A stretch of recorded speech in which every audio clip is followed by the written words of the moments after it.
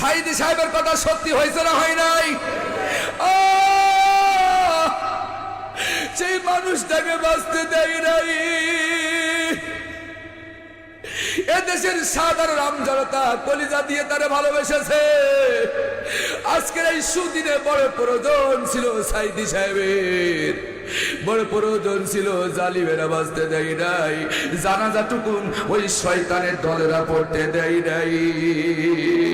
কোটি কোটি মানুষ কাঁদছে দেখো, সাইদি তোমাকে ভালোবেসে।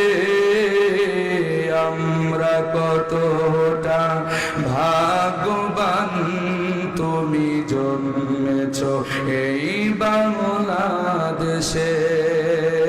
আমরা কতটা ভাগ্যবান।